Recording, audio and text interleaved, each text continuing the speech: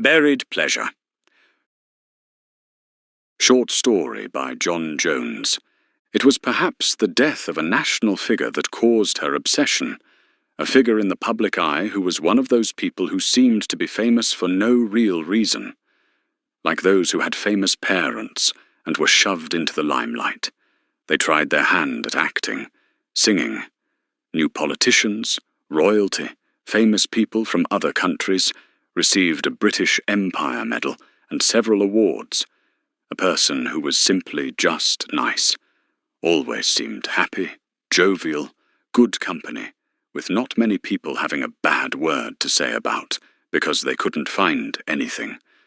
So at 87, when he was holidaying at a Swiss ski resort, he was skiing down a mountain slope and swerved into bushes and trees. At that age, his heart couldn't take the shock and gave out, and he died. The news didn't cover much else for days. Even newscasters were visibly upset, and people lined the streets just to watch the plane carrying his coffin into the airport. A nation in mourning had entwined itself into her psyche, rather like that of a fixation on a particular television series, or a person. Unknown to her, or rather not acknowledged, like a repressed memory, was the fact that deep down, somewhere in her mind, there was a kind of pleasure in mourning. Collectively together, united in grief, there was indeed some camaraderie within the anguish directed at the same person, amongst the loved ones and acquaintances.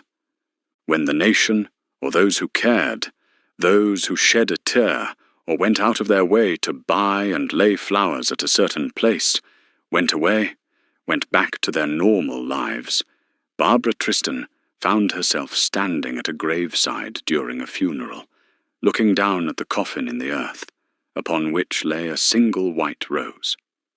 She looked around at the other people there, who, like herself, barely heard the words the priest intoned, and felt, somewhere within her, the outer fringes or reflections of what can only be associated with pleasure. Afterwards, when everybody had left, Barbara went her own separate way, away from these people, all of whom were complete strangers to her.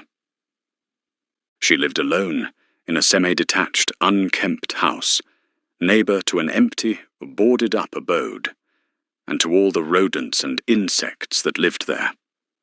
She was the type of person who did not much care for her appearance, except on the day of a funeral. She found out through various means where and when funerals were taking place, and turned up like a long-lost relative who had come to say goodbye. The people who turned up at funerals generally had some link to the deceased, family, friends, and perhaps those they chatted to in a pub, or perhaps a distant association along a relative bloodline. Barbara fitted into the category of the unfamiliar to everybody at the funeral. Nobody would question her, because people just assumed she knew the deceased in some way, so therefore had a right to be there. She was prepared for any questions regarding how she knew the person being buried, and the answer would always be the same, should she ever need it. As yet, it had not been required. There should be no further questioning when she answered. Just a friend. Barbara had been married once, but her husband one day decided to perform a disappearing act, leaving a note saying he had found someone else. She knew he was too cowardly to confront her about it, so took the easy option. She guessed where he had gone, a southern resort to see the woman whom he had been flirting with on one of their weekend breaks. His leaving was, in a way, a kind of passing away, as though he had died.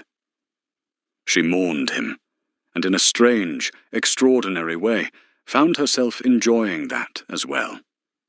However, with her addiction to attending strangers' funerals, she had increasingly found it more difficult to find out where they were taking place. She wondered if perhaps the cemeteries in her locality were becoming full, so had to attend those further out, the ones she had more difficulty in discovering information about. People in her vicinity couldn't have stopped dying, she thought. So why were there less and less funerals? Perhaps it was more fashionable nowadays to be cremated, and she settled on this as the answer. What could she do? How could she satisfy her infatuation? The answer hit her straight away, and she had to digest and absorb it, because she knew that in order to continue to satiate her obsession, she would have to commit murder. Who, though? Who could she kill that would mean a large funeral with lots of attendees? Mr. Benson, 86-year-old great-grandfather who lived on his own next to the canal that cut through the town. He would be missed. He had lived in the same place for 52 years and was most certainly a pillar of the community, so his passing should merit a considerable amount of tears. How to go about it, though, she had no idea, so spent the next few days trying to figure out a strategy. She finally came up with a plan that meant she could get him alone for a few minutes. Unfortunately, she couldn't figure out how to poison him or kill him in any way other than staving in the back of his head with a hammer. Mr. Benson loved bowls. It was a passion of his. Each week there was a match on the green behind his local pub, and he would walk 1.5 miles to reach it. Part of his journey took him around the bend of what is usually a quiet road. On one side there was a granite wall, beyond which were expensive residences, and on the other, behind undergrowth, bushes, and a small slope, there was a large pond. It was in that area where Barbara decided it would be the best place to meet Mr. Benson. There would be less chance of any witnesses, and she only had a few moments before it would have been impossible.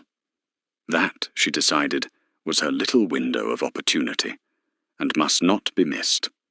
If she did, then she would have had to have waited another week, and her desire for funeral attendance would have grown, temptation making her agitated and anxious.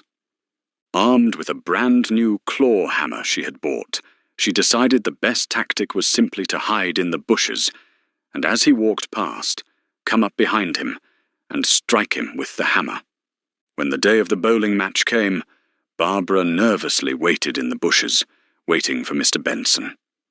It was cold, the pond behind her like a sheet of glass. She waited over an hour, passing the time by imagining what the funeral would be like. Eventually he appeared, making his way, as ever, to the pub. He passed by where Barbara was hidden, and she reached up to grab a branch to pull herself up onto the pavement, and realized how slow her reactions were, as she had been in the same position, like a trapdoor spider waiting for an insect, since she had arrived. Cold had set into her bones, and she found she hadn't the strength. The hammer dropped from her other hand, and the branch she had grabbed snapped. Barbara fell backwards, almost like a statue, into the freezing water. She hadn't the strength to struggle, and slowly sank into the murky depths of the pond. Nobody noticed her missing. Her body was never found, so no funeral could take place, where no mourners would shed a tear for her, nor even think of her, all memories of her forgotten, as though she had never even existed.